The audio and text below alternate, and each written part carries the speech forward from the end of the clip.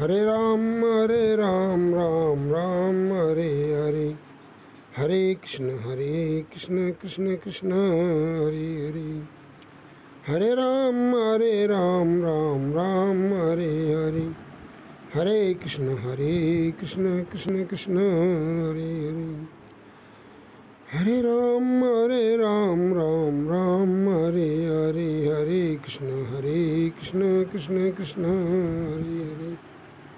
प्यारे भाइयों बहनों, आज मैं एक ऐसी बात बताऊंगा जो सभी भक्तों को, सभी शरणागत भक्तों को बहुत ही ज़रूरी है।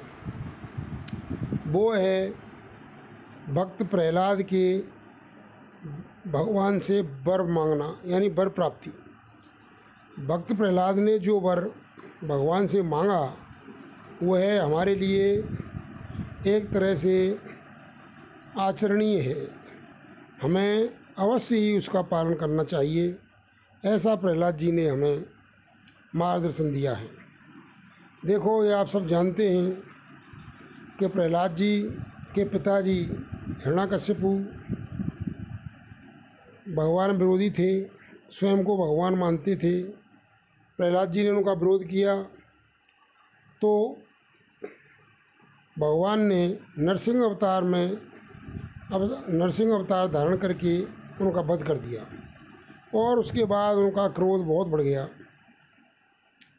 तो नरसिंह भगवान को प्रसन्न करने के लिए गंधर्वों ने, देवी देवताओं ने, चारणों ने, नागों ने, किन्नरों ने स्तुतियाँ की, लेकिन वो शांत नहीं हुए। तो फिर उनके पास जाने का किसी का साहस नहीं हुआ। यहाँ तक कि ब्रह्मा जी, शंकर जी और लक्ष्मी जी भी उनके पास नहीं जा सके। इसके बाद सभी ने मिलकर के प्रहलाद जी से कहा कि भाई तुम ही उनके पास जाओ, क्योंकि तुम्हारे लिए ही ये रूप धारण किया है। तो प्रहलाद जी उनके पास गए तो छोटे बच्चे को देख करके भगवान बहुत ही प्रसन्न हुए और उन्हें अपनी गोदी में बैठा लिया। और फिर प्रहलाद जी ने उनकी स्तुति की। स्तुति करने के बाद प्रहलाद जी ने बहुत प्रकार से स्तुति की। उसके बाद भगवान ने उनसे कहा कि भाई प्रहलाद, मेरे से वर मांगो। तो प्रहलाद जी ने कहा, हे प्रभु, मैं कोई वर नहीं चाहता। मैंने वर प्राप्ति के लिए आपसे आपकी भक्ति नहीं की, मैंने कोई तपस्या नहीं की। मैं तो यूँ ही संतों की कृपा से आपके दर्शन हुए हैं। तो भगवान ने कहा, नहीं भाई, ये नियम है, ये सिद्धांत है कि जब कोई मेरे दर्शन करता है तो उसे वर मैं प्राप्त कराता हूँ, उसे वर मांगना पड़ता है।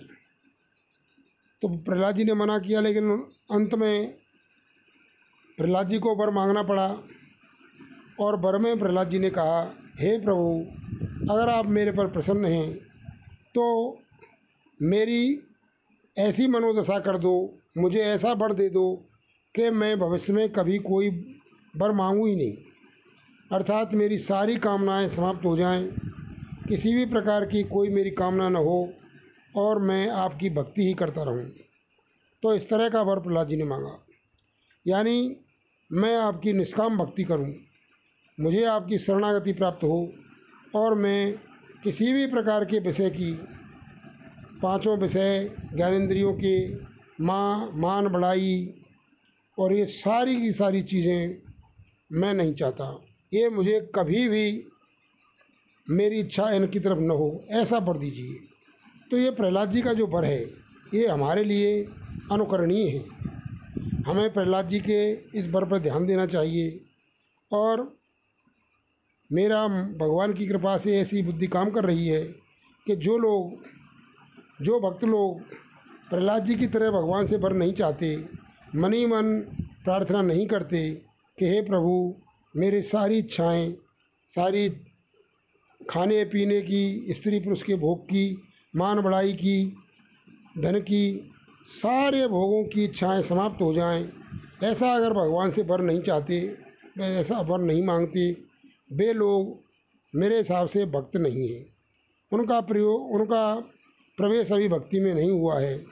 तो इसलिए मैं यही चाहता हूँ, मेरे प्यारे भाइयों बहनों साथियों, सभी भाई जो भक्ति मार्ग में आगे बढ़ रहे हैं वे अवश्य ही प्रहलाद जी के इस वर का अनुकरण करें और अपने मन में से सारी वासनाओं को मिटाने के लिए भगवान से प्रार्थना करें। हे नाथ, हे प्रभु, मुझे ऐसा वर दीजिए कि मेरी सारी इच्छाएं मिट जाएं। मैं किसी भी प्रकार की इच्छा का गुलाम न रहूं।